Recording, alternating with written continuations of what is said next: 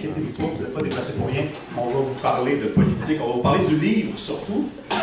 Mais on va faire ça, là, on l'a improvisé en cours de route. Est-ce qu'il y a des gens qui ont mis la main sur le livre ici? Oui, on a un monsieur ici. Pas encore. OK, d'accord. On attend la conférence. Oui, donc écoutez, c'est un livre, il faut que je vous raconte cette histoire-là. Moi, je travaille à Cube Radio.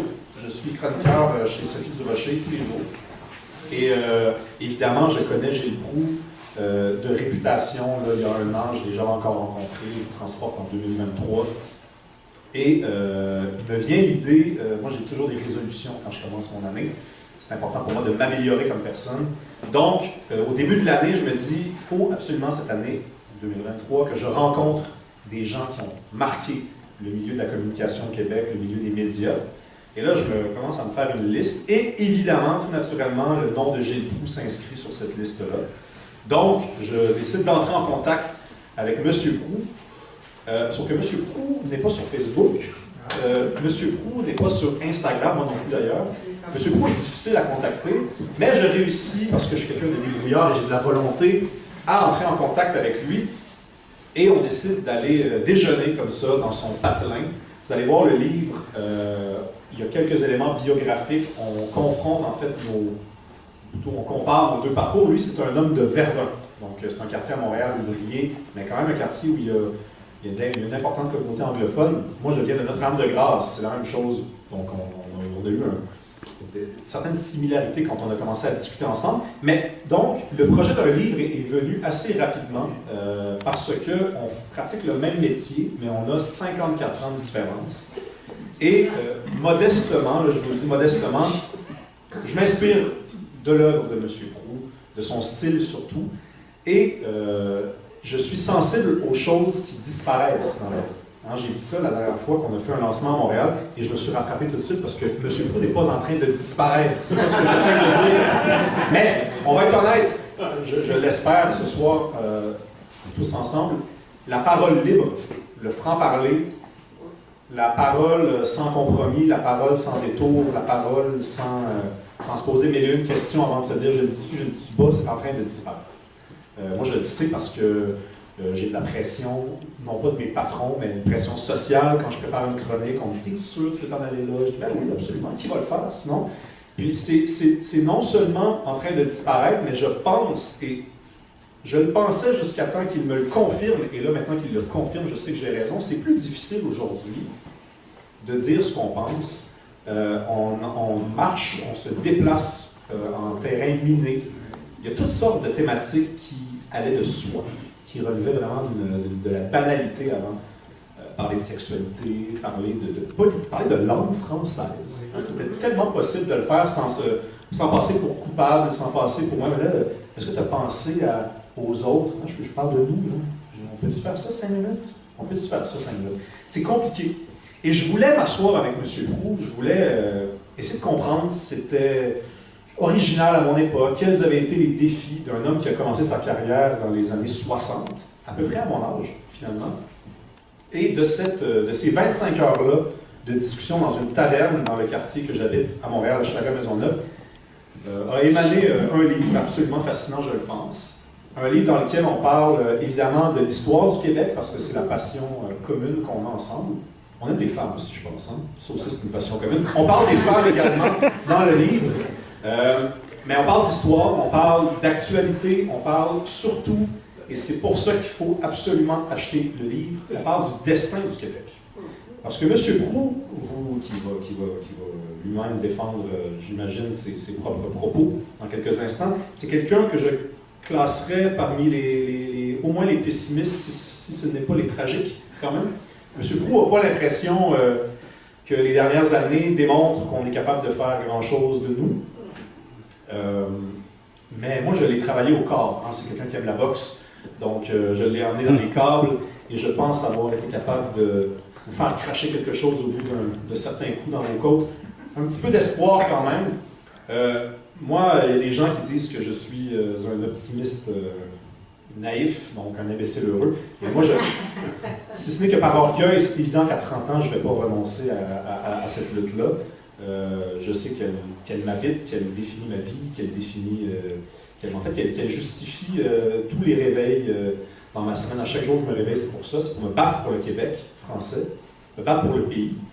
Mais c'est utile de s'asseoir avec quelqu'un qui avait, si je ne m'abuse, 20 ans en 1960, 36 ans en 1976, 40 ans en 80, 55 ans si ma mathématique n'est pas pire en 95. Donc c'est quelqu'un qui a vu l'histoire du Québec défiler devant lui et qui nous a vu passer à chaque fois à côté de l'objectif, qui nous a vu reculer 10 ans en arrière, revenir. Et là, aujourd'hui, il dit « je sais pas ». Mais il y avait besoin de me rencontrer, je pense.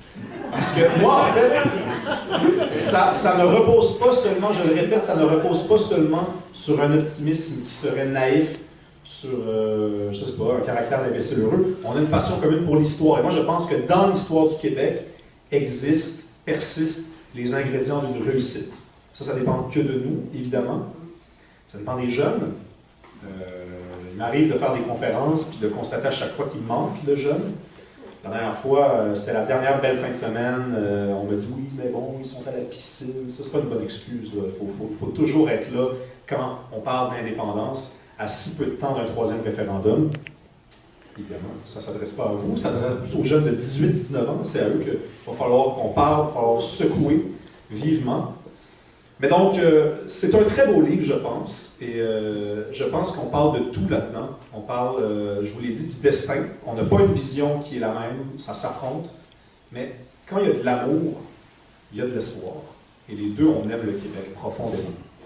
Puis les deux, on est, je pense, déçus de nous, mais ça ne part pas d'un mauvais principe, ça ne part pas d'une mauvaise intention. C'est pas parce qu'on est déçus de nous que c'est parce qu'on se trouve con ou bête, c'est parce qu'on se trouve au contraire méritant de quelque chose qu'on a décidé de ne pas s'offrir encore. Et ça, c'est frustrant en tabarnouche de se lever le matin et de se dire « Tabarnouche, on est beau, on est bon, on est parmi les meilleurs dans tout. » Je veux dire, on vient de passer les Jeux olympiques, là, puis il y avait un article de la presse canadienne qui démontrait qu'au prorata, les athlètes québécois avaient gagné plus de médailles que les Américains. Les Américains, ceux qui font l'envie de tous depuis une éternité, on est meilleurs qu'eux autres au prorata, évidemment. On est les meilleurs dans à peu près tout. Et je ne sais pas pourquoi, mais on se refuse le plus beau cadeau qui soit, c'est-à-dire la liberté. Mais les choses peuvent changer. N'est-ce pas, M. Proulx? Je l'espère. Mais je vois que je suis chez nous ici, parce qu'il a tenté de faire connaître le personnage qui est dépassé. Mais dans le fond, je ne suis pas dépassé. Le temps à jouer, nous sommes une tortue. Le Québec est une immense tortue. Il est viré à l'envers, je fais aller ses quatre pattes, et ne peut pas se remettre à l'endroit. Mais qui a viré la tortue à l'envers? Ce sont les nouvelles générations. C'est non pas parce que je veux malmener les jeunes, mais ils ont du fun. Et c'est très important d'avoir du fun, et on se fout de ce qui nous guette comme avenir au Québec, dans ce pays de Maurice Duplessis, qu'on a beaucoup lapidé en passant, et qui fait partie des 5 grands premiers ministres. Une fois, j'étais à Radio-Canada, Radio Propagande, une officine de propagande Radio-Canada, et on me demande, en faisant des topos sur les personnages historiques, quels ont été les bons premiers ministres du Québec. J'ai eu Honoré Mercier, au début de la Confédération, il trouvait que Johnny MacDonald empiétait déjà et ne voulait qu'un gouvernement, il ne voulait pas de petit gouvernement subalterne qu'on appelle un gouvernement provincial. Après ça, j'ai dit, il y a eu le deuxième, Maurice Duplessis dans le temps. Ah oui, mais il y a eu des scandales, oui, son équipe, c'était de son époque, il y avait un budget de 250 millions, quand on pense qu'on a déjà 82 milliards, puis encore c'est passé, et notre société n'est pas tellement mieux que celle de cette époque, qui est encadrée moralement, politiquement intéressée par une tendance ou une autre, mais le Québec était en ordre. Le Québec était ce qu'il est, il n'était pas influencé par les courants extérieurs. Qu'est-ce qui a démoli le Québec quand arrive la télé en 1952? La télévision. Et le recteur de l'Université de Boston m'a dit « Oh, quelle belle invention la télé. Mais, il dit, j'ai des réserves, j'ai l'impression que cet instrument-là, parce qu'en 52, ça nous ouvrait sur le monde. On voyait des missionnaires en Afrique, se faisaient couper la tête, ou se fait enlever la langue par des méchantes tribus, etc. Avec les Iroquois, on a eu la même chose ici. Alors, toujours est-il que, oui, nous sommes en 52, mais en nous ouvrant sur le monde, on a appris à connaître, à découvrir, à délaisser nos traditions à nous autres. On a délaissé ce qui nous dominait trop pesamment, c'est-à-dire la religion, mais on l'a sacré dehors avec l'eau du bain. Et toujours est-il que, avec le temps qui avance, le Québec évolue avec le réveil. 1960, il est temps que ça change, avec le grand Jean Lesage, qui a entamé des réformes intéressantes, poussées dans le derrière par des Laporte, des Kierens, des Paul Gérin-Lajoie, et surtout par René Lévesque. Et puis là, le Québec s'essouffle vers 65-66, on évolue au rythme du glacier. Puis ça roule pas vite, un glacier, croyez-le-moi. Alors, toujours est-il que là, il y a la nouvelle Union nationale qui devient nationaliste avec Daniel Johnson. Et il y a un monsieur ici qui m'a montré un ouvrage là-dedans qui est de Pierre Schneider, qui vient de mourir. Il a été un felkiste, donc c'est un méchant loup. Ça ne doit pas être bon, c'est un méchant loup. C'est un gars qui était à l'écart, appartenait à un mouvement terroriste. On a eu 2 mouvements terroristes au Québec. Et début 60, un mouvement terroriste qui faisait peur aux Britanniques, s'attaquant aux boîtes aux lettres, savoir s'il y avait des lettres d'amour entre autres la boîte aux lettres, peut-être une bombe. Après ça, on les a pincés, c'était tous des petits jeunes de l'université, innocemment engagés dans un mouvement d'affirmation, parce que M. Lesage avait mis le pied sur le frein sur ce qu'on a appelé la progression, la révolution tranquille. Et après ça, il y a eu un deuxième FLQ. Lui, il était plus politisé, il était de la gauche. Les joueurs de tambour de la gauche, comme je les appelais à la radio à l'époque, mais tout était à gauche et à refaire pour l'ouvrier. Et il était donc plus socialisto et il devient plus dangereux parce qu'il noyautait les usines où il y avait des grèves, par exemple. Et ça nous a amené vers 1980, auparavant, avec un rendez-vous référendaire où M. Lévesque et ses confrères avaient introduit une question compliquée. C'est ce qui fait que c'était tellement compliqué qu'on ne comprenait pas. On n'a été que 40% à comprendre, les autres n'ont pas compris la question. Mais on s'est fait battre comme prévu, c'était normal, les mentalités n'avaient pas évolué tant que ça. Et toujours est-il qu'avec le temps, on est découragé, puis René Lévesque qui disparaît, et puis qui est un peu le père de la nation. Encore un soubresaut nationaliste d'affirmation où on craignait, rendu en 95. Nous n'étions pas envahis par des éléments d'autres cultures. On ne connaissait pas le multiculturalisme à cette époque.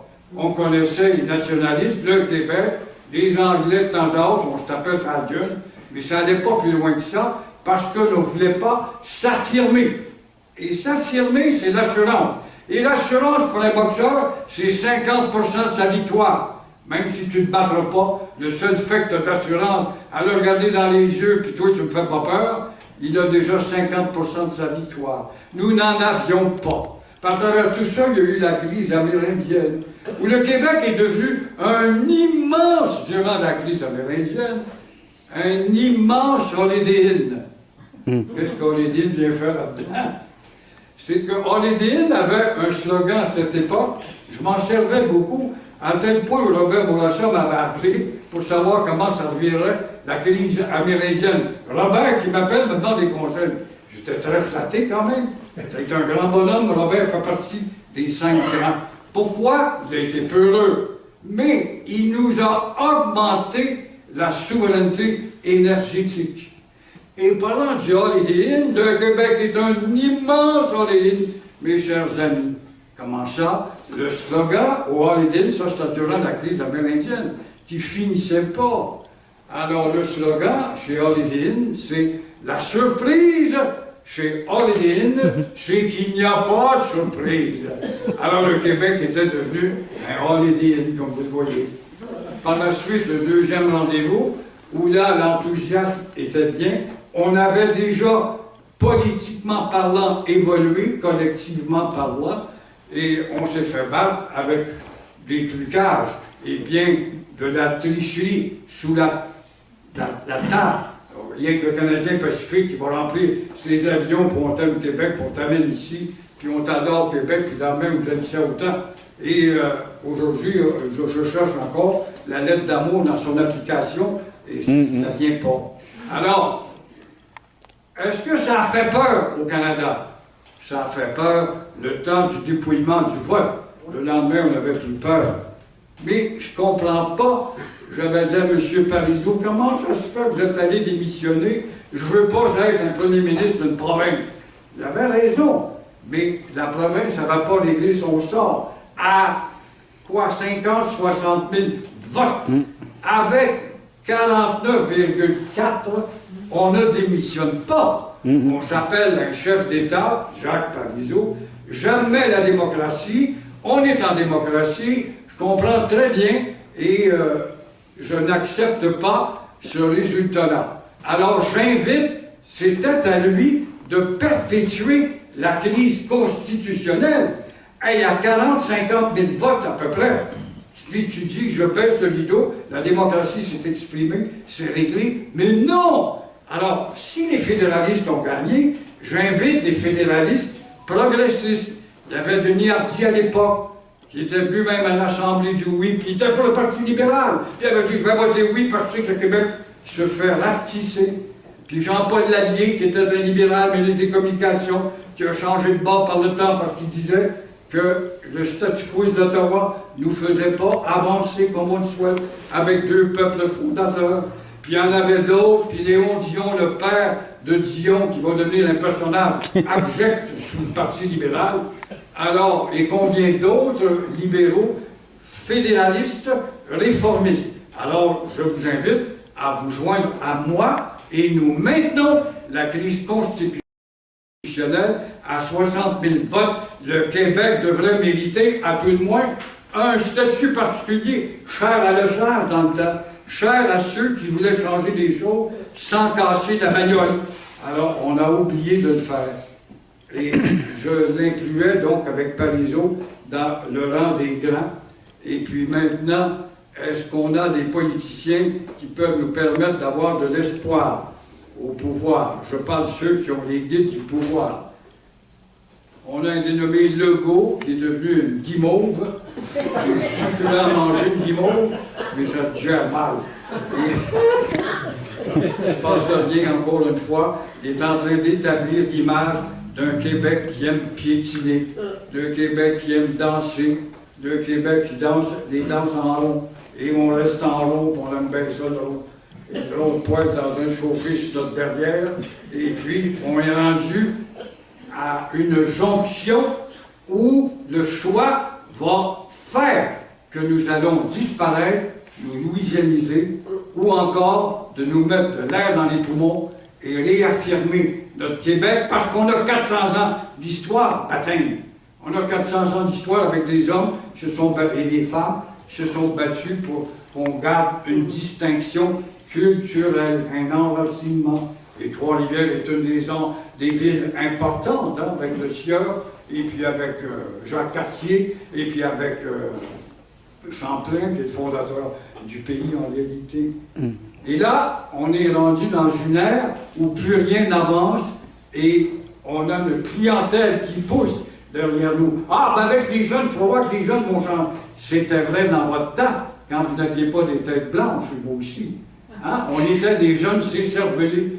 La feuille de la souveraineté, c'est cervelé. C'est des jeunes, regardez, c'est rien que des jeunes.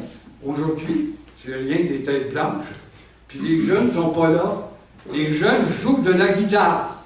Les jeunes aiment le rock'n'roll.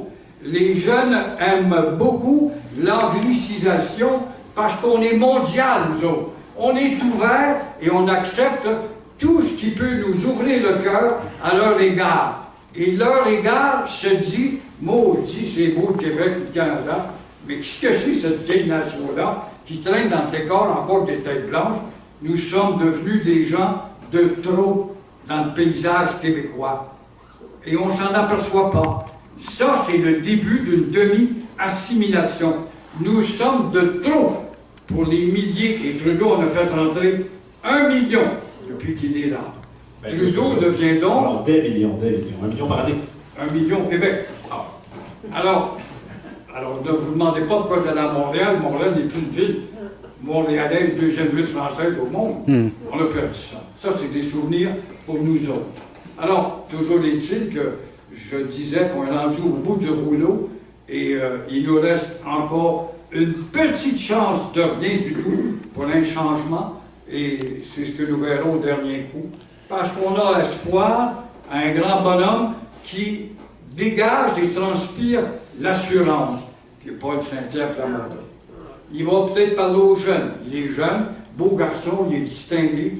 Il a une technique, en tout cas, qui apparaît nouvelle dans le décor par rapport à ceux qui étaient des ténors de la souveraineté il y a quelques années, qui étaient plus revanchards. Puis on dénonçait l'injustice et les coups bas qu'on recevait.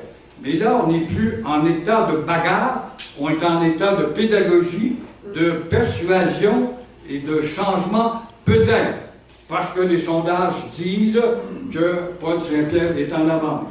Puis il dit, on va en avoir un bon, là, le Mexicain, non, c'est un Argentin, M. Pedro Rodriguez, un bon garçon, qui a malmené la loi 101, c'est un élément nuisible pour la culture universelle et nord-américaine. On ne parle pas de la culture québécoise, on parle de la culture universelle. Soyez donc modernes. Alors, est-ce que ça va faire? Les Québécois aiment tellement le changement. On aime du nouveau. Alors, on reçoit des discours, des insultes, des coups de pied dans le derrière, de l'humiliation, on se fait écraser systématiquement. Mais moi, j'aime bien le jeune Trudeau, il est beau, hein, il est bien habillé, il est moderne. Vous voyez qu'on n'a pas de science politique dans le cœur. Il est dans le cul. En même temps, là, on va dire que Rodriguez, il est nouveau, on va l'essayer. Sauf qu'il est moins nouveau, lui. Mais quand même, on aime la nouveauté. C'est comme ça que les Québécois... Oh, ben on a une mairesse à Montréal, c'est une femme. Eh oui, elle fait une phrase de 10 secondes, puis elle rit. Elle fait une phrase de 12 secondes, puis elle rit. Elle rit comme la grosse bonne femme, ceux qui sont allés à Montréal dans votre temps, vous avez connu ça, vous êtes de mon âge. Comme la grosse bonne femme au parc Belmont, là, qui riait tout le temps. C'est Valérie Plante. Valérie Plante, qui a planté, elle porte bien son nom, des cons. Elle pense aux cons et aux connes. Alors, tout ça, c'est un portrait du Québec qui n'avance pas, mais tout simplement pour vous alerter qu'il ne faudrait pas être un holidéide, ni une tortue des 4 pattes en l'air, parce qu'au moins, dans ce pays-ci, en dehors de Montréal, à partir de Repentigny, il y a encore des petits espoirs de cette nation qui s'est affirmée, mais qui ne s'affirme plus, pour dire on s'est fait jouer un tour à essayer les amours d'un système politique qui ne nous favorise pas, ne nous donne pas l'égalité, ne nous donne pas l'amour qu'on nous a envoyé sur la gueule avec des avions au thème du Québec, puis on ne peut pas aimer que d'autres choses. Alors, ça va être vraiment la dernière chance. On est rendu à la 19e minute de la 3e période. Vous connaissez ça, le Canadien est bon là-dedans. À la 19e minute, il fait passer une rondelle entre les deux jambières. Alors, on est rendu là à la 19e minute de la 3e période. Ce qui me fascine chez ce jeune historien, c'est que quand il était jeune, moi j'ai gueulé à la radio, puis je passais ici de temps en temps, avec une pote à Trois-Rivières, je me rappelle que j'ai eu droit à des honneurs, je suis venu parler aux chambres de commerce, puis le mouvement des jardins, puis combien de groupes, puis tout ça. Et qu'est-ce que j'allais vous dire, là? Vous voyez bien que je... Jeune historien. Quand j'étais jeune. Oui, quand j'étais jeune, tout simplement... Non, c'est moi qui étais jeune. C'est parce que quand j'étais jeune, dans la cuisine... Oui, alors il allait dîner à la maison, puis sa mère était sensibilisée à l'histoire. Je faisais beaucoup de volets historiques dans cette émission. Oh, Proust, c'est un fou, t'es malade, c'est ici, c'est ça. Mais Proust faisait aussi de l'histoire à travers ses maladies mentales. Il faisait beaucoup d'amour, de la connaissance. Ah ouais, c'est un fanatique, il n'aime pas les gens. Il propageait l'amour de la connaissance des autres nations. Je suis même allé chez Kim Jong-un. Pensez-y, je suis le seul Québécois qui a mis les pieds là par curiosité. Quand tu as un nez pointu, c'est parce que tu es curieux. Et c'est un très bon signe. Si vous avez un nez pointu, s'il y en a parmi vous qui ont des nez pointus, soyez fiers. C'est un signe de curiosité. Alors, j'étais allé chez Kim Jong-un. Un mot du même personne. Et il ne faut pas que tu le regardes de travers. Et tout le monde est en ordre, en Corée du Nord. Il n'y a pas de Hells Angels dans les rues, croyez-moi. À 9 heures, les lumières sont éteintes, tout le monde dort. Mais ça demeure un beau pays. J'ai été étonnamment surpris de Pyongyang, cette capitale qui fait peur au monde à cause de ses bombes atomiques. Mais je n'en venais pas de la beauté, de l'architecture, des lacs dans le milieu de la ville, des gens dans une docilité incroyable. C'est évidemment la dictature qui écrase, qui rend les gens dociles. Mais ils vont à l'école 250 jours par année, et ce qu'ils aiment étudier, c'est les sciences, des astrophysiciens futurs, des fabricants de bombes atomiques. Les sciences sont envahies dans les facultés, justement, chez ces Coréens qui étudient plus que la moyenne. Pourquoi? Pour des plans peut-être cyniques, mais qui se préparent par le travail. Le Canada et le Québec, on est dedans, selon l'OCDE, est le pays le plus improductif au monde, dans les pays industriels. On ne savait pas ça. Ben non, tu as 12 congés de maladie dans ta convention, et puis tes professeurs, tu as des journées pédagogiques, et puis si tu es ici, tu as d'autres congés, si tu es pompier, tu travailles 13 jours par année, et puis si tu es suffit, tu ne travailles pas, puis tu es là, tu vas travailler. Alors, résultat, la somme totale de ces congés classe le Canada au premier rang dans l'absentéisme au travail. On ne tient pas compte de ça. Alors voilà, c'est un peu pour ça. Fait que toujours est-il que le midi, sa maman, quand elle allait dîner, écoute ça, là, il parle d'histoire. Alors, elle parlait d'histoire, et je n'en venais pas, je ne pouvais pas m'imaginer que mon micro pouvait influencer. Moi, j'ai 62 ans de métier. Voilà que je manque d'imagination, pas capable de changer de métier. 62 ans quand même derrière le micro. Je suis en train de battre un record, c'est celui de Roger Beaulieu, qui n'est pas battu encore, donc le souvenir est tendre pour moi, il a été mon patron. Roger Beaulieu, c'était comme le jeune joueur de hockey qui se faisait appeler par Guy Lafleur après la période. Viens, je vais te parler. T'écoutais le jeune Maurice Richard, t'écoutais-tu? Certain, c'est Maurice qui me l'a dit. Alors, c'était un peu ça, Roger Beaulieu. Lui, il a le record mondial au Canadien de 70 ans derrière un micro. C'est le seul, et le deuxième, c'est un dénommé Proust à 62 ans. Alors, je disais donc, sa maman lui disait, écoute ça, c'est de l'histoire. Et voilà que le jeune homme, j'ai dû l'influencer, moi je pensais que j'influençais personne. Alors, les ondes, ça rentre dans des endroits où ça atteint un certain niveau, mais très peu de gens, malheureusement, et il est devenu un amant de l'histoire, il a fait son bac, puis sa maîtrise, puis il va aller en doctorat bientôt. Alors, dans quelques années, vous le verrez en référence, peut-être dans les bulletins de nouvelles ou ces tablettes de la maison ici, Maison Poirier, pour dire, voici le dernier livre de Rémy Villemur, qui nous parle de telle bêtise, telle cochonnerie, tel espoir, tel désespoir. Les historiens rapportent ce qu'ils voient, entendent et les analysent. Alors voilà comment on a fait connaissance tous les deux. Et puis, j'espère bien, je ne m'attendais pas à faire un discours ici, je ne sais même plus ce que je l'ai dit. Oui. Non, ça va bien de l'allure, ça va bien de l'allure. Moi, j'ai suivi. C'est cohérent quand même. J'ai suivi le fil tout le long. Oui. Et moi, j'ai une question pour vous. Oui. Parce qu'on en parle dans le livre. Puis, c'est ça l'intérêt de lire deux personnes qui connaissent l'histoire, c'est qu'on connaît bien M. Proust pour vos sentiments, vos états d'âme, vous pétez une coche. Mais là, dans ce livre-là, on s'installe pendant 25 heures, puis on s'envoie des références d'histoire. Là, j'en laisse pas une passer. Si vous me dites, les Québécois, on est ici, les jeunes, vous êtes ici, Hein, vous votez pour Trudeau, ouais, mais votre génération a voté pour Pierre Elliott, Trudeau. Donc, on s'envoie la balle comme ça. Puis moi, ce que j'essaie de comprendre, c'est est-ce que c'est les Québécois qui vous déçoivent ou c'est les jeunes d'aujourd'hui? Ça peut être les deux. Moi, j'ai beaucoup de difficultés à accepter la critique que vous faites des jeunes. Je vais vous expliquer pourquoi. Il y a 20 ans, là, on parlait moins d'identité au Québec qu'aujourd'hui. On parlait moins de langue française, on parlait moins de souveraineté. Il y a 20 ans, là, en 2004, OK? Selon votre logique, ça s'empirerait. C'est-à-dire qu'il n'y aurait pas de soubresaut. Mais les jeunes, pourtant, les 18-34 ans, ils appellent le PQ, là, en ce moment, dans les sondages. 18-34 ans, le premier parti, c'est le Parti québécois. C'est pas Québec solidaire, là. Puis le wokisme en plateau Mont-Royal, c'est le Parti québécois. Donc, pourquoi les jeunes sont si coupables que ça si en ce moment, ils sont peut-être en train de faire une poussée?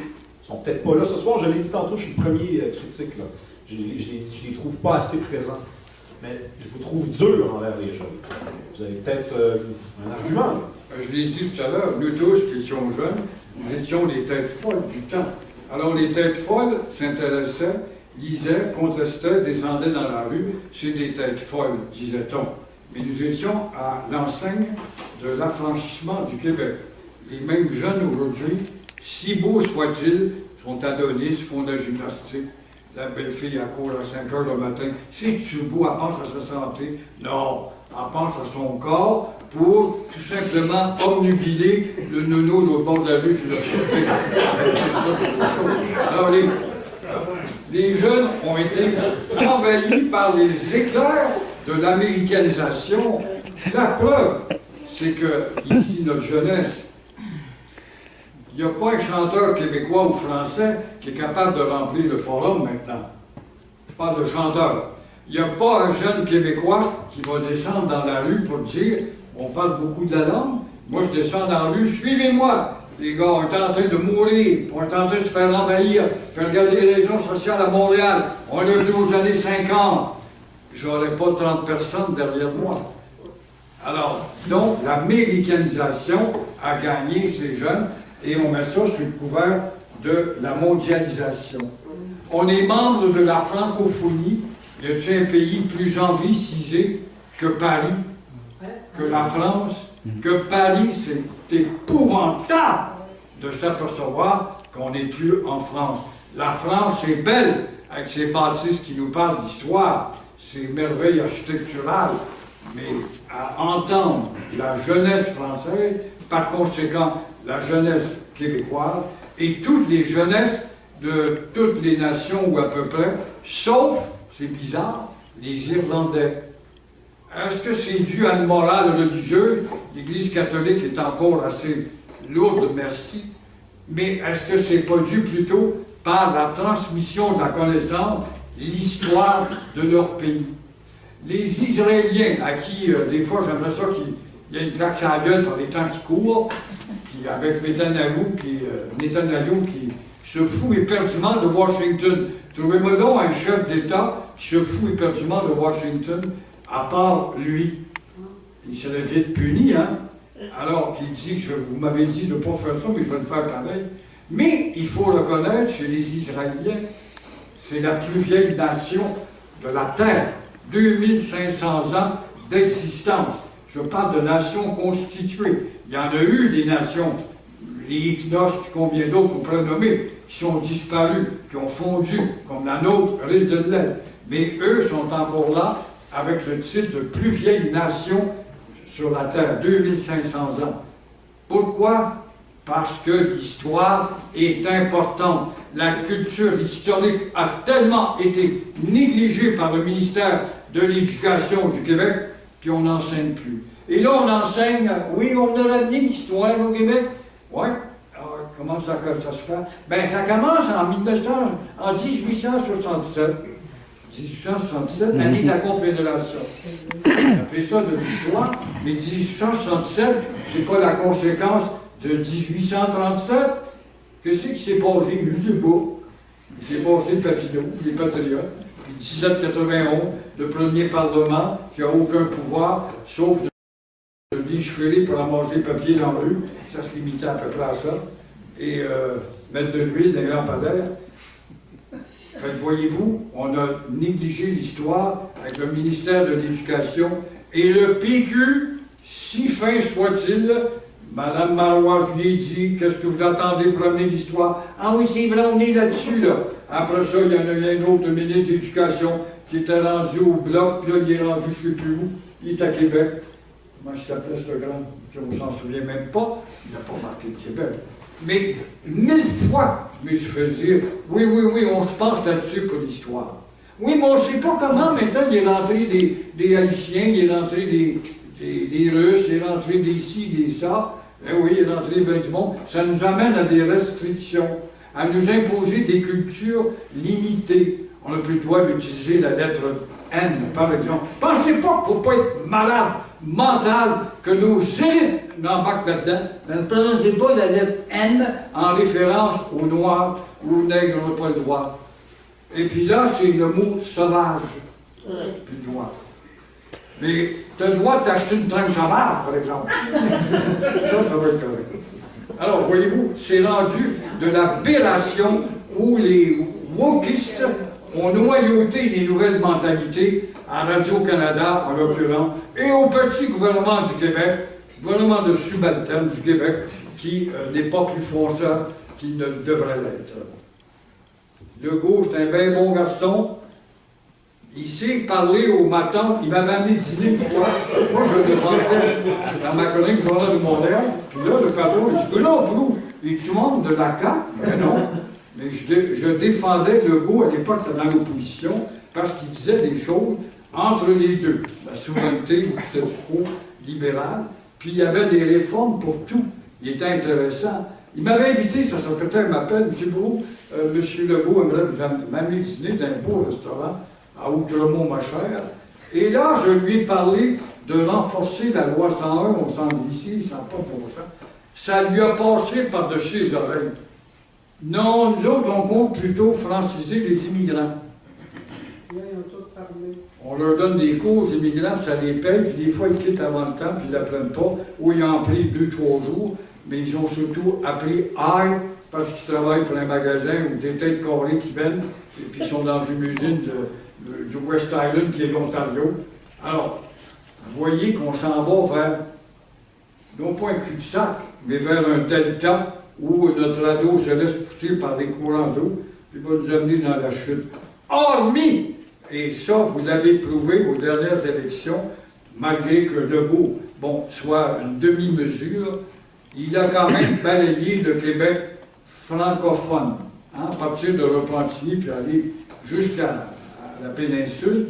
On voit que les anciens Canadiens français devenus des Québécois sont conscients qu'il y a un mal qui nous guette, c'est la surabondance de l'immigration qui n'est pas assez contrôlée, qui est incontrôlable parce qu'on en veut trop. Trudeau va avoir 100 millions d'habitants au Canada. Il va prendre l'atteindre. Il est rendu à 45, là, à peu près. Le Canada, c'est quoi? 100 millions, c'est gros, c'est un continent. Le Canada, c'est 200 km de Halifax, et puis le long du Saint-Laurent, au Québec, 200 km en haut. Qui va vouloir aller vivre, je ne sais pas moi, à Robertval, ou en haut du Mont-Tremblant, ou en haut de Sudbury? Alors, c'est 200 km d'est en ouest de terre habitable. C'est là-dedans qu'on pourrait rentrer 100 millions d'habitants. Devenir fort par le nombre et parler aux Nations Unies et innover des idées nouvelles, mais les idées nouvelles ne seront plus dans notre langue. Alors voilà les bêtises que je suis venu vous dire aujourd'hui. Je ne m'y attendais pas, je m'excuse. On m'a pris dans une improvisation. On m'a amené en arrière tout à l'heure, mais c'est pas vrai que tu dises des bêtises. Alors, je m'en ai dit. Et je ne regrette rien. Pourquoi? Parce qu'on a peur de dire, on a peur de choquer. Puis en se refoulant, puis moi, je n'ai pas aimé, là. Non, je veux que tu me détestes par tard. Bismarck était devenu un homme fort en Allemagne parce qu'il disait plus j'ai d'ennemis, plus je me sens stimulé et heureux. Il n'y en a plus des gens de même. Mais toujours est-il qu'il faudrait qu'on cesse d'avoir peur. J'ai peur de la peur. Et là-dessus, mes chers amis, j'espère que vous avez des questions à me poser. J'espère que vous allez pouvoir approfondir avec la confession de 25 heures que ce jeune homme-là m'a fait subir. Madame la députée. De quoi parle votre livre? Ne me dites pas, achetez-le, là, je ne suis pas sûre encore. Il parle de ma pensée, des extravagances dont j'ai fait preuve en nombre. Il me psychanalyse beaucoup. Ceux qui ont connu l'époque de la petite fille que j'avais malmenée chez Gendron, le maire qui couche dans son cercueil, Gendron qui était le maire de je ne sais plus quelle ville. C'est drôle, vous avez l'air de connaître. Pas vraiment. Alors, il parle de choses et d'autres, évidemment. Conversation générale, mais qui l'approfondit par sa réplique également. C'est un échange de 2 générations avec des pensées où il a grandi avec la pensée des années de la Révolution tranquille, et moi qui étais un enfant de la guerre, et je suis encore là comme un dinosaure. C'est vraiment. On avait un plan de livre, évidemment, mais on s'est assis 25 heures dans une taverne, puis on buvait de l'eau, des fois on buvait de la bière, donc ça partait dans tous les sens. Des fois on buvait du Pepsi, des fois on buvait de la bière, on revenait sur la bière. Donc, tu sais, on parle de la transformation des médias, la transformation du Québec, l'histoire du Québec, le destin du Québec. C'est un peu difficile de décrire le livre, mais on couvre un territoire énorme. Il y en a vraiment pour chacun. Oui, mais on vous a pas entendu, vous, par rapport aux jeunes. Ouais. C'est donc d'être qui sont absents Il est trop vieux. et qui est pessimiste. Ben, écoutez, moi, par exemple, quand j'entends M. Fou dire que il fut un temps où les jeunes étaient oui, puis on allait dans la rue, puis le oui était à plus que 35%. Ben, moi, je me rappelle quand même qu'à quelques semaines du référendum de 95, le oui n'était pas bien plus élevé qu'en ce moment. C'est-à-dire que les gens sont déprimés en ce moment parce qu'il est à 35, bloqué à 35, mais un oui, ça passe de 35 à 51 grâce à l'événement référendaire. Puis, les jeunes d'aujourd'hui, qui sont réputés pour être seulement capables de s'intéresser à ce qui est viral, vont s'intéresser à ce qui va devenir viral. C'est-à-dire que quand l'indépendance va être le sujet de discussion dans les bars, quand les gars vont aller voir les filles à 3-4 semaines du référendum, ils vont dire « tu me souviens, tu me fais... » C'est comme ça que ça va se passer, ça va redevenir un sujet. Mais si on n'en parle pas, on ne peut pas se surprendre que la plupart des gens disent non dans un sondage ou ah, je ne sais pas, je suis imbécile. C'est à nous de ramener ce sujet-là, c'est à moi. Et moi, je suis confiant. C'est-à-dire que c'est un projet jeune. Pourquoi les jeunes diraient non à un projet qui est aussi jeune que celui de construire un pays? Le plan de la rhétorique, c'est à peu près indémontable. Quel projet? Ben, le projet d'indépendance du Oui, mais ouais. Plus concrètement. Ben, écoutez, moi, je ne suis pas en charge de rédiger le programme du Québec c'est souverain, mais regardez, ce qui est évident, c'est que ce projet-là doit absolument fédérer les gens qui sont plus à gauche et les gens qui sont plus à droite. Puis ça, c'est une critique que je rends au Parti québécois de plus en plus on va s'approcher du jour J. Le Parti québécois, qui a la réputation d'être un parti qui défend la social-démocratie, qui défend un projet d'indépendance plus à gauche, va devoir pas seulement entendre, mais écouter les gens qui sont plus à droite, pas juste sur le plan identitaire. C'est pas Saint-Pierre Plamondon fait un travail remarquable en ce moment en nous disant, ben, regardez, je ne peux pas me dire que je suis à gauche là, tant que ça. Là. Je veux dire, je parle d'indépendance, je parle d'immigration, je parle de l'emploi, mais il y a du monde qui sont à droite sur le terrain économique qui ne sont pas entendus par les souverainistes. Mais il va falloir les écouter. Puis, honnêtement, je fais confiance à l'équipe qui est en place, que je ne connais pas beaucoup, mais je sais qu'il y a une sensibilité pour ça. Mais je suis convaincu que les jeunes ne sont pas autant à plat ventre que ce que vous dites. Puis, c'est dans le livre. On se pogne là-dessus. On s'affronte là-dessus. Puis, c'est pas juste parce que je défends ma paroisse. La plupart de mes amis ont 45 ans. Okay? Je suis un petit peu le mouton noir de ma génération. Mais sur le plan historique et des idées, je sais que c'est injuste de dire que les jeunes sont plus endormis qu'ils l'étaient avant. Vous savez, les jeunes de 30 ans, là, dans les années 60, ils ne passaient pas leur soirée à repasser leur drapeau du Québec au fer à repasser là, en lisant de la poésie de Crémazie. Ils buvaient de la bière, ils jouaient au pool, ils font exactement ce que les jeunes font aujourd'hui. Mais les jeunes... Oui, mais ils descendaient dans la rue. qui sortaient dans la rue, vous avez raison. Mais vous savez, 2012. il y avait une effervescence qui est en train d'apparaître. Donc moi, je serais mal à l'aise de dire ils ne vont pas sortir dans la rue. Je vais attendre de voir s'ils ne vont pas sortir dans la rue. Puis s'ils ne sortent pas dans la rue, je vous jure que je vais être aussi injuste, aussi sévère que vous l'êtes. Je vous le promets. Je vous le promets. Mais on peut pas le prédire encore. Il faut leur donner l'occasion de s'exprimer. Sinon, ça ne donne rien en passant de ce qu'on fait en ce moment. Je vous le dis tout de suite. Là. Si on est déprimé comme ça, là, on va tous rentrer chez soi. Puis en plus, on vit dans une belle société, on a des maisons, on a des télés, on a du chauffage, on peut voyager. On va arrêter tout de suite. Là. Si on a déjà perdu, moi je vous le dis, je m'enlève. Mais la réalité, c'est que je pense qu'on peut gagner. Monsieur, oui. J'allais dire, pour les jeunes, je pense que le pourcentage de jeunes qui sont politisés n'est pas moindre que ce qu'on avait. Je pense que les jeunes, premièrement, et je pense que ce qui va aider, on va arrêter de parler de langue et de tout ça, arrêter d'attaquer Ottawa, c'est qu'il faut parler du mot qu'il faut, l'environnement. Et je pense qu'on peut avoir des jeunes en expliquant « small is beautiful », qu'on peut beaucoup faire pour l'environnement, plus qu'à Ottawa avec ses sables bitumineux et compagnie. Donc, je pense que Paul Saint-Pierre, justement, il est très conscient de ça. Il fait partie des 40 queues, mais n'empêche que tout le monde pense qu'il y a 30 queues. Mais je pense que le sujet pour rejoindre les jeunes et leur histoire d'aller dans la rue, je m'excuse, ça ne marche plus, ça. Je veux dire, c'est les réseaux sociaux. Pourquoi ça marche pour les étudiants de McGill? Ben, parce qu'ils sont anciens.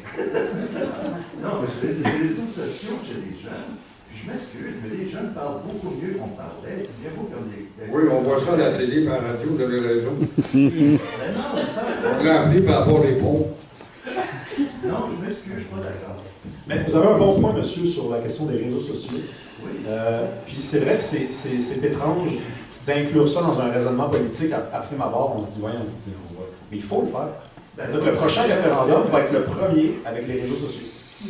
Il y a plein de gens ici, moi j'ai juste Facebook. Il y a des gens qui n'ont même pas Facebook. Là. Mais il y a des trucs qui s'appellent TikTok, là, puis tous les jeunes sont là-dessus. Puis il faut être là-dessus, puis c'est comme ça. On veut-tu gagner ou on ne veut pas gagner? Hey, si on regarde ça de haut, là, en se disant, voyons donc, on faut faire ça à l'ancienne, sortir dehors, même s'il pleut, même s'il neige, puis les réseaux sociaux, c'est pas assez raffinant. On veut-tu gagner ou on ne veut pas gagner? Okay? Si on veut gagner, on va faire toutes les bassesses qu'il faut. Y compris danser sur TikTok, manger du foufou sauce graine comme François Legault. Là. On va le faire. C'est ça qu'il faut pour gagner. Moi, je veux gagner. Je suis allé de perdre. La semaine dernière, j'étais à l'Assemblée nationale. J'ai été à une rencontre avec les anciens, les ex-parlementaires de Québec et nous étions deux bloquistes, deux ex-bloquistes et on a rencontré Paul Saint-Pierre Plamondon et les quatre, ils sont 4 députés actuellement et ils nous disaient ils sont 12 dans leur équipe avec les 4 députés. Ils ne peuvent pas répondre à la demande. OK? Et ils nous ont demandé d'être des ambassadeurs, des ambassadrices de l'indépendance. Et je pense que, oui, les jeunes, on peut plus faire ça comme avant. On ne vend pas de carte de membre aux jeunes. On ne les sort plus dans les rues. On va les rejoindre où ils sont. Où ils sont. Et ils sont, comme dit Jean-Jacques, ils sont surprenants, sont plus intelligents. Alors, il faut parler à leur intelligence. Et il faut parler aussi à l'intelligence de ceux qui sont encore là, comme nous, comme vous, et qui doivent ne pas désespérer en ce pays qu'on veut, qu'on attend, qu'on désire depuis longtemps, parce qu'on est plus fort que ce qu'on pense. Et donc, il faut ne pas lâcher le morceau, comme disent les uns et les autres. Et je pense qu'il y a un autre public qu'on devrait cibler dans l'atteinte de ce pays, les femmes. Les femmes, réveillez-vous! Vous avez du pouvoir de nous donner un pays. Et les femmes, la politique, moi, ça m'intéresse pas, la politique. Chaque geste qu'on pose est politique. Et on doit s'affirmer et on doit prendre ce pays à bras le corps. Les femmes, si seulement les femmes se lèvent au Québec, on va avoir un pays demain. Et c'est ce que je me souhaite. Bravo.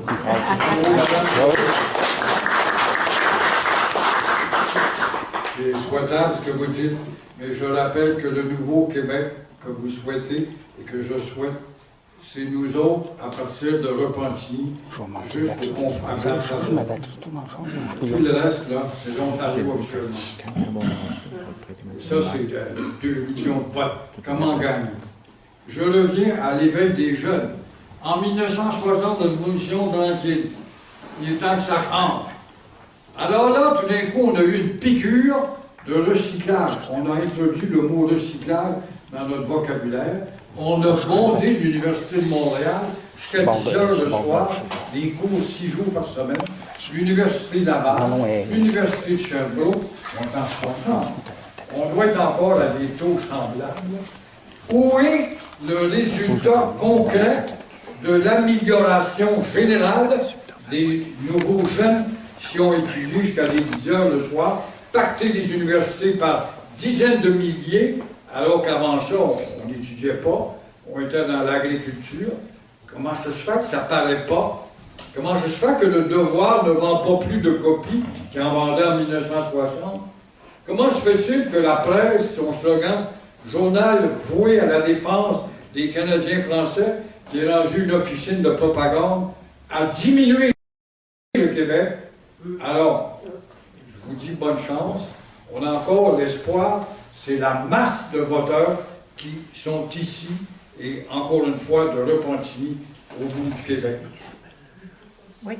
J'espère qu'eux autres vont, ou nous autres, on va influencer quelques jeunes, mais je ne compte pas, moi, personnellement, sur les jeunes. Puis, quand tu parles d'environnement, je rappelle à monsieur l'environnement, ça c'est un thème, c'est une lettre à la poste, l'environnement. Ah, l'environnementaliste. Ben oui. Est-ce que la pollution a diminué tant que ça? On est la province qui a le plus de voitures électriques. Est-ce que la pollution a diminué? Le taux d'oxyde a-t-il diminué? Non. Et ça me fait penser à Mitterrand, qui s'est fait élire président socialiste, avec des réformes socialistes. Et quand le socialisme a commencé à agacer la grosse machine capitaliste et Washington, Mitterrand, dans ses sondages, commençait à baisser, les élections s'en venaient. Quel est le subterfuge qu'il a utilisé? Sa femme l'a initié à délaisser le socialisme dans ses discours pour adopter l'environnement. Alors l'environnement, que tu as la rage, soit bleu, rouge ou violet, l'environnement est un élément de rassemblement, c'est vrai, mais ça ne fait pas des gens politiquement formés très forts. Oui, monsieur, d'abord, ça fait longtemps Merci, monsieur. Au sujet de cette apathie des jeunes qui est réelle au plan politique, est-ce que ce ne serait pas dû au fait que systématiquement, depuis quelques décennies, on a totalement négligé l'éducation nationale dans les écoles, des éléments d'éducation nationale, comme il se fait dans tous les pays normaux. Enseigner l'appartenance normale, le salut au drapeau. Et alors, on a fait ça pour ne pas choquer, ni plus ni moins, les nouveaux Québécois. Et ça continue, c'est très bien, de cette façon. Non seulement ça, mais comme nous l'apprenait le Journal de Montréal récemment, il y a dans au moins une école, les islamistes ont ni plus ni moins pris le contrôle. Et les Québécois ont peur de s'exprimer sur ces... Le manque de fermeté du ministre de l'Éducation. Bernard Drinville, je suis bien content, là. Il était à la radio, puis il était très vulgaire, puis il joyelisait. Au nom du peuple, il joyelisait. Moi, tu joyelises. T'es un indépendantiste, t'es pour la loi 101. Ouais, mais il faut que je sois au niveau du peuple. Voyez-vous l'ignorance, comme si le peuple ne doit pas évoluer. Comme tout politicien qui parle bien, va s'aliéner le peuple, pas vrai. Jacques-Yvan Morin était un gars qui avait une grande chartie. Ça ne nous empêchait pas de l'admirer et de l'aimer. Même les fédéralistes, Léon Dion parle un français impeccable. Nombre de ministres et de fédéralistes parlent un français impeccable. Mais parce que tu veux être proche des jeunes ou des pas instruits, tu les insultes en réalité, tu les invites pas à t'élever. Alors, c'est pour ça que je dis que 50 ans après le début de la Révolution, on n'a pas tant évolué que ça. On n'est pas capable d'exporter notre cinéma. Le cinéma, moi je ne vais plus au cinéma québécois. Il y en a un que je vais aller voir, là, je sais que je vais aller voir, la bataille de Saint-Léonard. Ça me concerne. J'étais reporter, j'ai vu ça. Mais les films québécois avec des bouches molles, puis tabarnak qui va chier, puis je suis pas plus capable. C'était bien drôle la première, deuxième année. Ouais, moi, prendre forme, on se cherche. Et puis, c'est tout obligé d'envoyer tes films en sous-titrant le bas de l'écran. Viens pas me parler d'une langue internationale. Ce n'est pas vrai. C'est une langue vernaculaire, c'est une langue d'idiome, c'est une langue d'une tribu qui est disparue. C'est la fin de quelque chose, la tribu du Joual. Et Jacques Parizeau, quand il avait pris le pouvoir, j'avais tellement aimé cette phrase, il s'est rien fait. Le Joual, on va en venir à bout, avait-il dit. Le Joual galope plus que jamais. C'est même le cas dans les films français, parce que maintenant, quand je regarde un film des années 50, je comprends très bien. Mais quand je regarde un film français récent, je ne comprends pas. On m'harmonne pas alors qu'on faisait très attention autrefois. Mais vous voyez, c'est pas juste les jeunes. Bernard Drinville, il n'y a pas mon âge. Hein? Bernard Drinville, non, mais c'est parce qu'à un moment donné, il faut être prudent, parce que ce discours-là apporte des inconvénients. Ce discours-là blesse aussi. Puis, vous savez, moi, il y a quelques années, ce n'est plus disponible sur YouTube, cette vidéo-là, mais il y avait, je ne sais pas qui avait eu l'idée de télécharger cette vidéo-là, mais il y avait le téléjournal du matin, du lendemain du référendum. Donc, c'était l'émission du matin, de 8h à midi, une sorte d'équivalent de Salut, bonjour. Et moi, je ne sais pas pourquoi, mais je me suis tapé ça. Je me suis tapé les 4 heures avec les pubs, ça, pour comprendre l'ambiance au lendemain du référendum. J'avais 1 an. 95, ouais. J'avais 1 an en 95. Mais bon, je regarde cette vidéo-là, j'étais 17-18 ans, OK? Et au lendemain, donc on a le plateau de télévision, on a l'animateur qui parle, puis on a en arrière, c'est comme le plateau de Salut Bonjour, là. Il y a le pont Jacques-Cartier avec des voitures qui sont dans le trafic. Je me suis dit, ça, c'est le lendemain du référendum, tout le monde est rentré travailler. L'animateur dit qu'il n'y a pas de vitre pétée, il n'y a pas d'enlèvement, il n'y a personne qui s'est fait tirer une balle, il n'y a même pas eu de bagarre dans une ruelle. Et Jacques Parizeau nous avait dit, la veille, qu'on s'était fait voler le référendum. Alors moi, je m'excuse, je vais en blesser plusieurs, mais la génération, qui n'est pas la mienne, de gens qui sont rentrés travailler le lendemain du référendum, n'ont pas de leçon de courage à me donner. Je suis désolé. Je comprends la blessure. Je comprends que vous étiez gelé le lendemain et que vous aviez mal au ventre, parce que ça fait mal au ventre. Mais je ne peux pas me faire dire par ces gens qui sont rentrés travailler que les jeunes sont lâches. OK? C'est très important, là. OK? C'est très important. Il faut se parler. OK? On est dans une assemblée de cuisine, là. On va tous voter oui ici, je pense. OK? Il faut se parler. Parce que d'entendre les gens dire les jeunes sont lâches, les jeunes, hey, je ne sais pas moi si on est si lâche que ça. Parce que ça, c'est quand même pas pire en lâcheté, ça. Sincèrement. Là. Puis, est-ce qu'on va faire différemment la prochaine fois? La seule différence entre M. Proulx et moi, c'est que moi, je ne vous dis pas qu'on va être différent. Moi, je pense peut-être que c'est quelque chose de pogné dans notre âme, dans notre squelette de Canadiens, Français, Québécois, de colonisés. OK? Mais j'espère qu'on va se donner une chance d'agir différemment. Puis c'est certainement pas en disant aux jeunes qui sont lâches qu'on va y arriver. Je vous garantis ça. Non, pas du tout, monsieur. Je ne dis pas que c'est ce que vous avez dit, monsieur. On parlait de la jeunesse, Mais la jeunesse, on est les meilleurs au niveau mathématique, scientifique, etc., dans le domaine éducatif. Alors, ça ne peut pas être si mauvais que ça, mais Je suis d'accord avec vous, il y a il y a beaucoup de bonnes nouvelles, effectivement. Non, on a une meilleure. Oh, C'est vrai, je vous dis qu'il y a 1 million d'illettrés. Puis dans le temps du Plessis, 40% des jeunes n'allaient pas à l'école. Ah, c'était terrible. L'économie dans le temps du Plessis, c'était l'agriculture. On avait besoin des bras. Alors le petit après 16 ans, tu vas venir travailler. Et aujourd'hui, ce n'est plus ça. Tu as toutes les possibilités de t'instruire. Et on a encore 1 million d'analphabètes. Et 40% des gens vont pas à l'école. Justement, cette semaine, je me disais, il faut que j'aille voir combien d'illettrés qu'il y a aux États-Unis pour voter pour Trump. C'est le pays le plus fort au monde. Alors, je pense qu'on n'a pas au niveau de pourcentage, je pense pas qu'on est. Je sais qu'on a 50% d'illettrés, je sais plus comment. Analphabètes. Mais je suis curieux de savoir au niveau mondial. je pense, monsieur, vous avez une question. Oui, j'ai une question pour M. Proulx, et puis une remarque pour M. Fuller. M. Proulx, vous avez dit qu'il y avait 5 grands personnages. J'aimerais en ajouter un 6e, je ne sais pas si vous allez être d'accord. Je pense à Daniel Johnson, qui était malgré. C'était que 2 ans, c'est ça son problème. Il n'a pas eu le temps de marquer, effectivement, ça a été un grand bonhomme. Et il serait devenu mieux que ses 2 fils. Oui, oui. Il était député du Québec. Oui. J'ai appris ça dernièrement. C'est à propos, vous avez dit tantôt, avec raison, qu'au Québec, on est bon. Les médailles, on fait ci, on fait ça. D'accord. Mais ça veut dire que c'est un peu dangereux. Et je l'ai déjà entendu de la part de fédéralistes dire, vous voyez, vous admettez qu'on vit très bien, qu'on se développe très bien dans le Canada. Oui, mais vous savez, ça se démontre assez facilement. Parce que là, j'ai parlé des médailles, c'était juste pour. Non, je sais bien que je sais que vous aviez compris que j'insinuais que dans plusieurs domaines, on est excellent, mais souvent, on l'est malgré le Canada.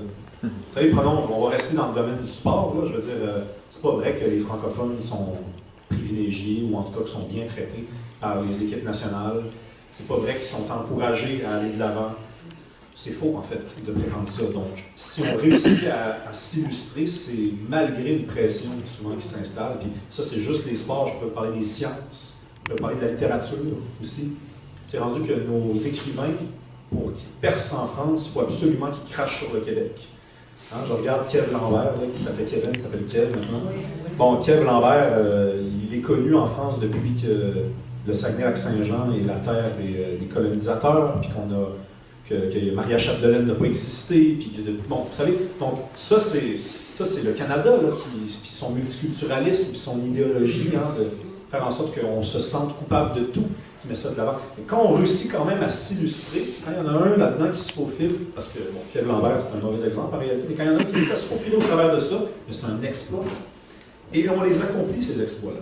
Demandez-leur après leur exploit, êtes-vous Canadienne ou Québécoise? Ah, ça dépend, ça. L'Écosse, qui est un pays qui veut se séparer, c'est un pays instruit, évolué, a réussi à avoir, dans des compétitions, on parle de sport, international, à faire mettre au moins le signe de l'État d'Écosse, des armoiries écossaises, sur l'uniforme. Nous autres, on a osé demander un petit liste sur l'uniforme canadien avec le Canadian Red Maple, et puis ça a été non. On est supposé d'évoluer dans le Canada, pas mieux, puis depuis 1995, on vous aime. C'est une petite concession qui aurait permis à une trentaine de grands athlètes, de dire on est distinct au Canada, nous on a fondé ce pays-là avec notre liste. Oh, lui, c'est levé. Concernant les gens, je pense qu'ils sont affligés de 2 concepts qui est sorti, je pense, dans le film d'Arcan, le confort et l'indifférence. Ça a marqué nos générations, ça marque encore celle des jeunes, mais les jeunes, pour les valoriser, je pense qu'ils ont été atteints par le cours que j'entends M. Proulx là-dessus, culture et éthique religieuse, inspiré par le philosophe Jacques Leroux, hein, avec ayant une loyauté, lui et son groupe, le ministère de l'Éducation, je comprends bien, comme on l'est actuellement avec le wokisme, je pense que ça a marqué nos générations. Où ce que j'en ai compris, moi, c'est qu'il n'y a pas de conflit. Le monde n'aime pas la chicane, notamment les Québécois et surtout les Québécois. Donc, la conquête, si on en parle très peu, c'est un changement administratif. Le vendredi, c'était français et le lundi, c'était britannique. Les patriotes n'ont pas existé, ou guéguerre, donc, si je ne me trompe pas. Donc, c'est ça qu'on aurait enseigné à nos jeunes, avant moi, et parce qu'on a étudié l'histoire de l'enseignement, de l'Afghanistan, au moins il y avait la conquête. Moi, j'ai l'impression que ça explique pas mal de choses concernant la tiédeur contre même de nos jeunes. C'est très bien. Monsieur. Oui. Bien, premièrement, merci à vous deux. C'est un honneur de vous rencontrer en personne, M. Proulx particulièrement. Parce que. Non, pour l'instant, ça va, non, mais je vous ai connu à l'époque de CGMS. Ici, c'était CJTR, donc du haut de mes 17 ans à l'époque. C'est là que je vous ai connu. Vous avez une grande influence sur moi. Ma question, M. Proulx, en fait, c'est, bon, on parle beaucoup de PSPP, puis il y a le vent dans les voiles, puis comme dirait Bernard de Rome, si la tendance se maintient, ça regarde bien pour lui. Par contre, c'est au niveau de la méthode. Le troisième référendum, est-ce que vous y croyez beaucoup comme méthode? Quand je vous ai connu à l'époque de CGMS, en 1994, vous parliez d'un bulletin à 3 volets. Je ne sais pas si vous vous souvenez de ça. Oui. Bon. Croyez-vous que la méthode du bulletin à 3 volets pourrait mieux fonctionner? Parce que le troisième référendum, je ne veux pas être pessimiste, mais... C'est drôle, j'avais dit ça à René Lévesque par la suite. Il dit, vous auriez dû nous appeler. Personne n'avait pensé à ça. Depuis 1960, il y avait 3 thèmes dans l'air. Le statu quo, le statut particulier et la souveraineté. Alors, laquelle, là-dedans, on aurait pu faire l'addition du statut particulier et de la souveraineté, même si ça ne l'aurait pas passé, ça nous aurait permis de dire à Trudeau, écoute, on est 82% là, à dire qu'on veut un changement à tout le monde. On aurait gagné un petit peu. C'est peut-être pas la meilleure des solutions, mais dans le contexte actuel, peut-être qu'un bulletin à 3 volets, ça... Parce que le troisième référendum, je crois qu'il va être perdant. Malheureusement, moi, je suis un indépendantiste pur et dur, mais un bulletin à 3 volets. Donc, le statu quo, on sait qui aurait voté pour ça. Le CJD, la Gazette, toute cette gang-là. Après ça, il y a plusieurs personnes là-dedans, un bon pourcentage, qui sont peut-être fédéralistes, mais qui sont pour une réforme, pour une véritable confédération. Et après ça, ben, tu as peut-être 20-25% d'indépendantistes durs et durs, mais d'additionner tout ça ensemble, le fédéral, il n'y a comme pas le choix de négocier dans ce contexte-là. Puis vous dites... Oui, pardon, allez-y, oui. Sa femme, elle déteste faire du savon. Je suis contente de savoir ça. La femme a le goût. Une belle personnalité.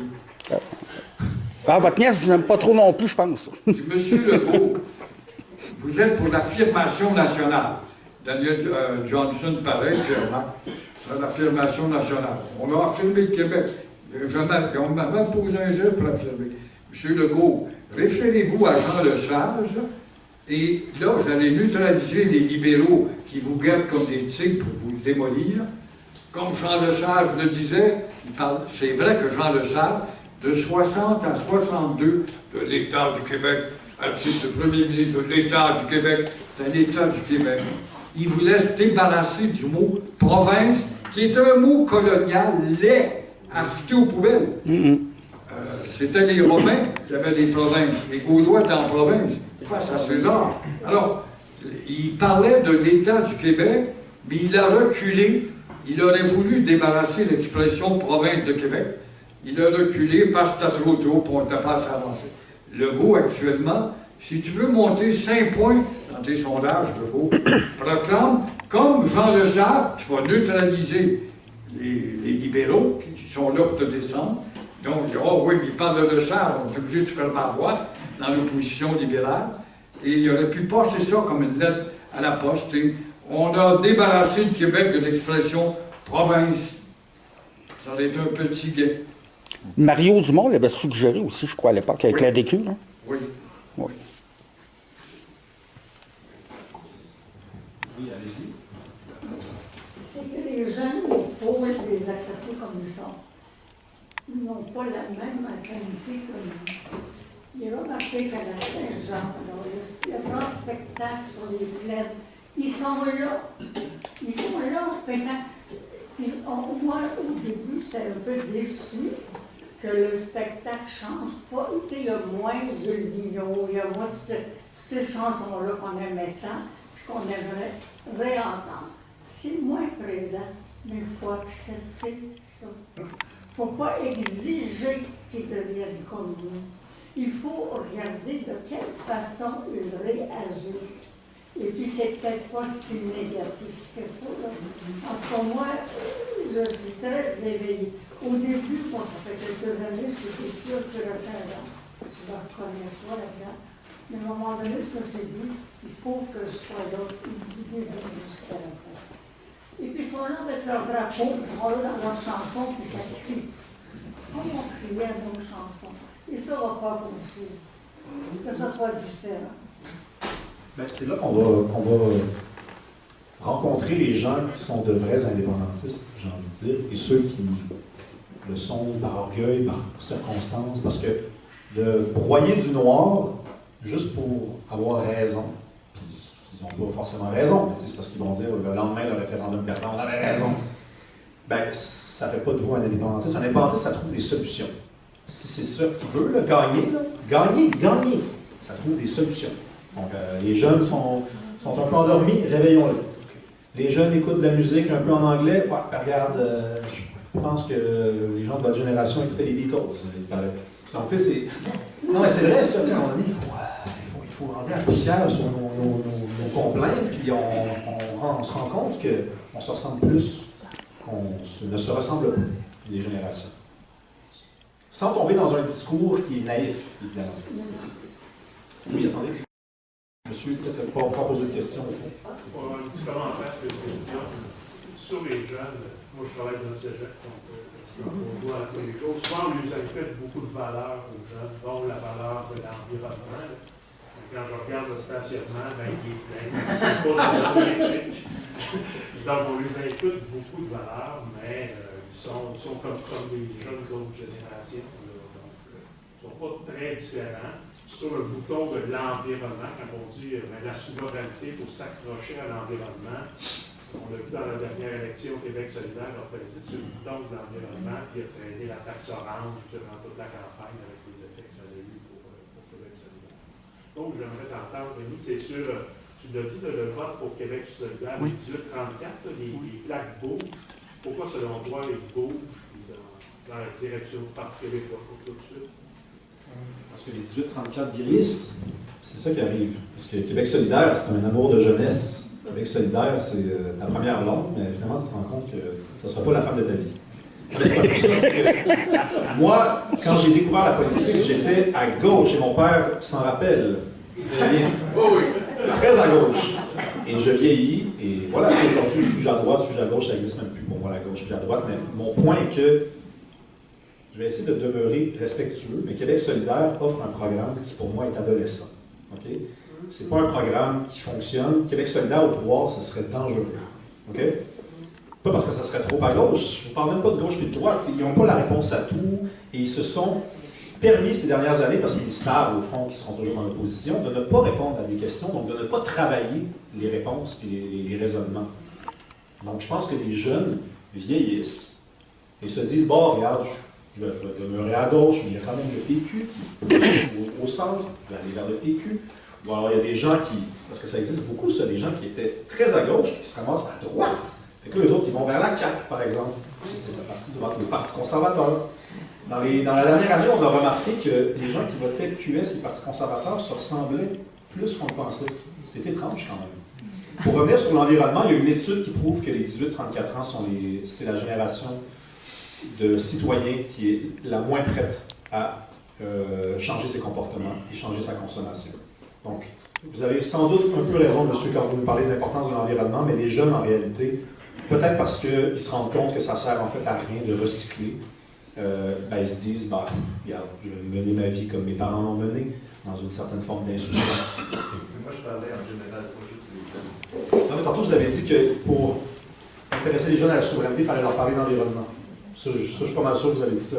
Mais moi, je vous dis que les jeunes, contrairement à ce qu'on semble dire tout le temps, ils ne sont pas si intéressés que ça par la question environnementale. C'est pas parce qu'ils sont dans la rue au jour de la Terre que c'est ce qui les motive à tous les jours. C'est bizarre, mais c'est ça quand même. Quand je suis arrivé à la Trois-Rivières il y a 12 ans, j'ai été très surpris de voir que l'UQTR, c'était le bordel parce que finalement, il n'y avait pas assez de stationnement. Bon, Je veux dire, en tout cas, il y a toujours un article qui parle des frères ennemis aujourd'hui dans le Devoir pour le. Ah, mais c'est parce qu'il y a un livre qui sort Oui, c'est sur ça. la convergence ratée entre QS et PQ. Ouais. Il y en a beaucoup aussi qui s'interrogent sur le rôle du bloc à Ottawa. Puis est-ce vraiment nécessaire? Puis qu'est-ce qu'ils ont fait comme gain? Je trouve que c'est un discours très négativiste, ne serait-ce que de savoir, et plus il va être fort, mieux sa voix va retentir. Le bloc, c'est notre police d'assurance. On fera face à des libéraux, des conservateurs qui ne sont pas très loin des libéraux, malgré que les conservateurs sont plus respectueux des juridictions provinciales. Ne serait-ce que de savoir que le bloc est une cloche d'alarme. C'est une sirène qui va retentir et s'est élevée dans le passé. Souvenons-nous à l'époque de Pierre Trudeau, quand il y avait eu, je ne sais pas combien, 124 libéraux, il y avait Roch Lassalle à Joliette qui était conservateur, et puis il parlait justement des tuyaux qui résonnaient dans le même son tout le temps, parce qu'il n'y avait pas de voix opposée, et nous sensibiliser les Québécois, on disait, on a élu 124 libéraux. Alors on s'assoyait là-dessus, mais pendant ce temps-là, le fédéral préparait ses empiètements et il n'y avait personne pour sonner la cloche d'alarme. Et dans ce sens, il faut que le bloc soit là et qu'il devienne même un peu plus fort. L'idéal, là j'extrapole dans le rêve, ça c'est le Parti conservateur minoritaire puis le bloc avec la balance. Mais je ne crois pas que le conservateur va être minoritaire. Tout à l'heure, monsieur qui est parti a évoqué le nom de Daniel Johnson, qui était un grand premier ministre, bien sûr, et après l'avoir vu en compagnie du général de Gaulle en 1967, on avait acquis la conviction. Or, vous savez qu'il y a des événements troubles qui ont eu lieu quand il est décédé. Est-ce que vous accordez quelque crédit que ce soit à un complot pour l'assassiner? Il y a eu un livre décrit où l'hypothèse était que Daniel Johnson étant un homme dangereux pour nos adversaires, il aurait pu être assassiné. Il n'y a jamais eu d'enquête sur la question. Il n'y a pas eu de... C'est Pierre Schneider qui a écrit ça, qui vient de mourir. Il n'y a pas eu d'examen post-mortem, comme on appelle. Autopsie. Oui, des choses comme ça. Les forces en soins qui sont contre le Québec sont très fortes depuis particulièrement Pierre Elliott Trudeau, évidemment, parce que, à mon humble avis, dès 1968, son élection, il avait planifié, ni plus ni moins, les événements d'octobre. Il y a eu de la provocation, l'explosion d'une bombe entre les mains d'un agent de la RCMP l'a démontré. Personnellement aussi, j'ai vécu l'infiltration d'agents fédéraux dans notre mouvement ici à Trois-Rivières. Voilà. Ça continue, ça. Ça continue et c'est très puissant. Il y a un autre événement qui soulève des doutes, c'est la fameuse crise d'Oka,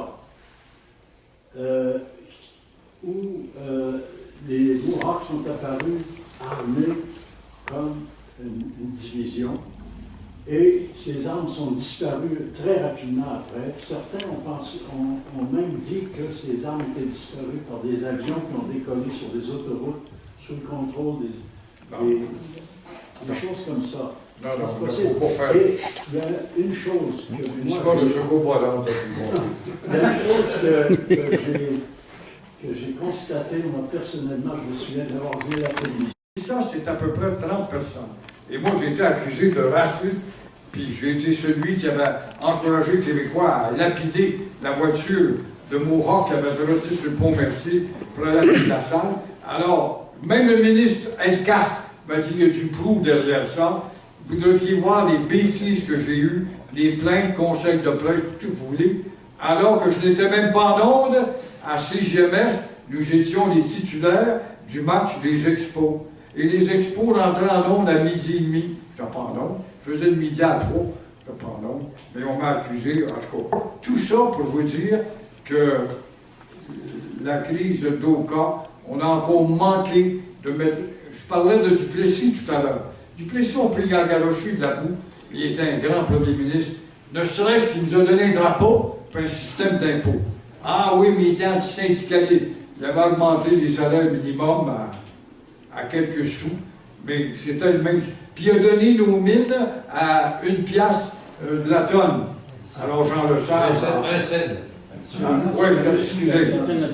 Et Smallwood avait fait la même chose au Labrador, puis le premier ministre ontarien avec Sudbury avait signé le même contrat. Alors, il y a tellement d'inepties, de gratuité qui sont garochées, mais je reviens à votre histoire, c'est que Québec aurait dû faire preuve et mettre le pied à terre. Duplessis, quand il a inauguré le pont Mercier, il avait commencé à le bloquer, il avait déjà arrêté de bloquer, déposer des arbres, on va jaser. Ils ont déposé les arbres, les a rassemblés, puis les a rentrés dans un autobus, ils ont envoyé en tour. Bien, monsieur, moi, j'en regarde pas forcément à la thèse là, sur Johnson, mais c'est pas une mauvaise idée que d'être méfiant à l'avenir, hein, parce que on sait aujourd'hui que la GRC fait sauter des bombes après octobre 70 pour redonner l'impression aux Québécois que le mouvement était encore très actif, alors que c'était des policiers qui faisaient sauter des bombes. On sait que c'est prouvé, ça. Ça, c'est pas... Le monsieur ici qui s'est exprimé, le monsieur qui s'exprimait, en fait, il faisait référence à l'agent Sanson, engagé par la GRC en 1974, je crois, qui est allé mettre une bombe dans la résidence de la famille Steinberg, puis la bombe il avait sauté à la figure. Je crois que le monsieur tout à l'heure, c'était à ça qu'il faisait référence. Non, mais il y a des histoires comme ça. Est-ce que Daniel Johnson est empoisonné? On ne saura jamais. On ne saura jamais ça. Mais il faut être méfiant, parce qu'on sait que ce régime-là n'a pas tout à fait intérêt à se faire disloquer comme ça. On va donner que Johnson était sur le gaz cardiaque aussi. Il y a eu le scandale, ça a été Paul Desmarais qui s'est rendu au Bahamas pour le convaincre de tempérer ses relations avec la France. On est au lendemain de Gaulle. Mais et à la fin de sa vie, ses discours devenaient de plus en plus indépendantistes.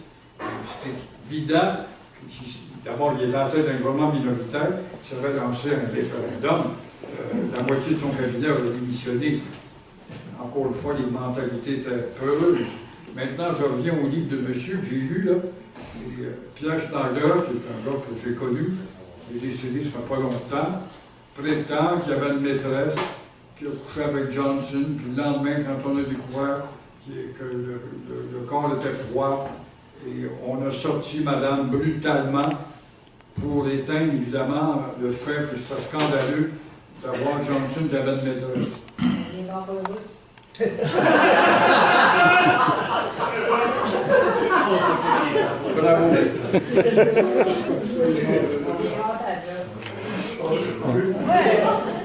Une dernière? Je voudrais, j'ai écouté ça ici, là, puis moi je me dis, c'est sûr qu'on entend ça, puis je trouve un petit peu qu'il y a beaucoup de négatifs. J'ai pas entendu un moyen pour avancer. Qu'est-ce qu'on peut faire pour être meilleur? On parle des jeunes, mais j'ai pas trouvé de moyen qu'on peut leur donner pour être plus du Parti québécois. Alors moi, dans ma tête, j'allais peut-être rire de moi, mais je me dis, OK, j'ai entendu le salut drapeau tantôt. Je me dis, ouais, c'est une bonne idée, ça. Pourquoi qu'on ne fera pas les jeunes aujourd'hui avec le hip-hop? Il y a beaucoup de messages. Pourquoi qu'on ne fera pas un concours avec les jeunes qui nous ferait un beau message pour le Québec? Mais madame, on a pas été négatif seulement. Moi, je l'étais un peu plus que lui. Mais je répète, je répète que c'est de Repentigny à Blanc-Sablon que se trouve notre dernière carte. Mais ce que je veux c'est dire, tous nous autres et plus. Soulevons quelque chose pour être de l'avant. Ouais. On est toujours après parler, mais on fait rien, on n'entend rien pour dire qu'est-ce qu'on peut faire pour aller de l'avant. Alors, comme je vous dis, les jeunes qui ont plein de messages dans le hip-hop, pourquoi que nous, on ne ferait pas un concours du meilleur hip-hop pour le Québec? Ouais, ben, Alors, il y aurait un beau message là-dedans, parce que entre les jeunes, c'est ça qui se passe. moi, je voudrais que c'est plus simple que ça, hein, juste de les écouter et arrêter de les accabler de tous les torts, c'est déjà bien. Et après, souvenez-vous quand même que quand des gens plus âgés organisent des concours pour des gens plus jeunes, souvent c'est un petit peu ringard. Par contre, si on ne veut pas s'humilier soi-même, organisons pas un concours de hip-hop, mais écoutons-les tout simplement. S'ils veulent organiser un concours, ils l'organiseront entre eux autres, tout simplement. Puis on arrêtera de les juger quand ils arriveront avec une idée. C'est ça l'idée, je pense. On n'a pas besoin de l'organiser à leur place. C'est ça. Mais c'est une bonne idée, quand même. C'est ça, pour lui donner une idée. Je ne sais pas, il faut juste leur donner la chance de vivre, tout simplement. C'est leur tour. Mais c'est une vie, ça, de l'hip-hop, les jeunes aujourd'hui. Moi, je reviens là-dessus, là, c'est peut-être une poignée, mais je me dis, on va en parler du Québec, qu'on parle, qui nous entendent. C'est ça qu'il faut, dans le fond. On se parle ici, mais on sort avec quoi, dans le fond? Quand même notre petit train. On continue avec notre petit train. Fait que les jeunes, ça les prend plus que ça, eux autres. Pour aller les chercher, et comment aller les chercher, c'est dans le monde à eux autres. Et le hip-hop, ça de même, le hip-hop, mais ce que je veux dire, c'est... Cherchez-vous une job. Moi, je connais quelqu'un qui peut peut-être vous mettre en charge de ça. Madame et M. Dion est prêt, on cesse la période de questions, si vous voulez. Oui, mais je vais juste relater ce que tu as dit, s'adresser à l'intelligence des jeunes. Ça prend des raisons intelligentes. Parce que mais madame, le danger, c'est qu'ils sont rendus des Américains. Leur fibre, leur mentalité, leur référence dans tout, sont à demi assimilés. C'est sûr que par rapport à lui, ce que je dis, et je fais retenir que je ne faut pas d'aller les jeunes. Et madame va avoir des idées. L'idée, madame, ça va être de Repentigny, en Blanc-Sablon, à l'élection. Parce que les Québécois connaissent l'élection le soir du débat télévisé. Entre minuit, hier, mon choix est fait. Tout le long de la campagne, que ce soit 6 semaines avant, on n'a pas de choix de fait. Puis on regarde les sondages, tant de pourcentage à oui, tant de pourcentage à non, puis là, vous avez un plus gros pourcentage dans la section « je sais pas ». Alors, ceux qui ne veulent pas répondre, c'est des « je sais pas ». Alors, au débat télévisé, c'est là qu'on a découvert Paul Saint-Pierre. Personne ne connaissait avant ça. Il est devenu une merveille. Alors, on va voir si cette fois-là, face à Rodriguez, il va le knock-outer, l'éclipser, et c'est de Repentigny, le vrai Québec, jusqu'à Blanc-Sablon. M. Dion, pour conclure. Voilà, sur les événements d'Oka, il ne faut pas oublier qu'à la fin juin 1990, les Québécois étaient majoritairement pour l'indépendance, d'après les sondages. Or, comme par hasard, surviennent les événements d'Oka. Est-ce qu'il n'y aurait pas, selon vous, une relation entre les deux? Une vocation? Non. Il y a eu l'aménagement du terrain de golf. Il y a eu un maire qui, par ses déclarations, a été assez dur. Est-ce qu'on n'aurait pas amplifié? Non. Non, je ne vois aucun scénario apocalyptique là-dedans. Là. Je vois une bande qui a décidé de s'affirmer. Et on avait oublié de parler d'eux, justement, parce qu'il y avait Elijah Harper, un Indien, qui avait dit « c'est bien beau, Mitch, mais vous m'avez oublié ». Au Manitoba, je crois. Ça oubliait le million d'Autochtones. Alors, non, les faits historiques sont là, et ce sont les... Écoutez, tous les récits. Il n'y a pas eu d'enquête à la suite du meurtre. Il y a eu quoi? Il n'y a pas eu d'enquête à la suite du meurtre du sergent de police. Le caporal Lemay, je crois, à l'époque. On remercie M. Lemur et M.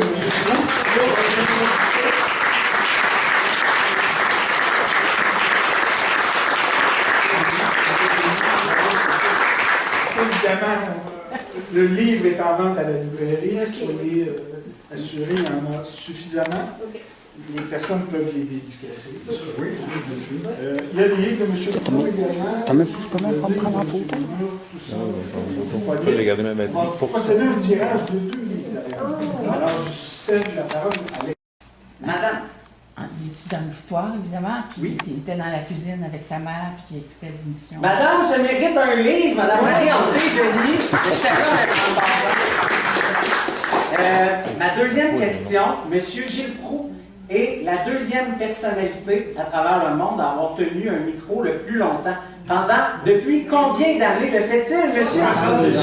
62 ans. Je pense qu'il y a beaucoup de gens qui savent. C'est monsieur qui a levé la main là-bas. Alors, les deux prix sont tirés. Si vous voulez bien, messieurs, nous allons procéder à une prise de photo protocolaire. Merci d'avoir été des nôtres. On se dit à la prochaine fois. Merci.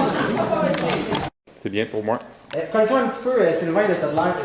Bon. Pas dans la photo. Ouais, c'est ça, exact. Prenez le drapeau, là, hein? Oui. Ouais. Et la ceinture sèche. Oui. C'est bon.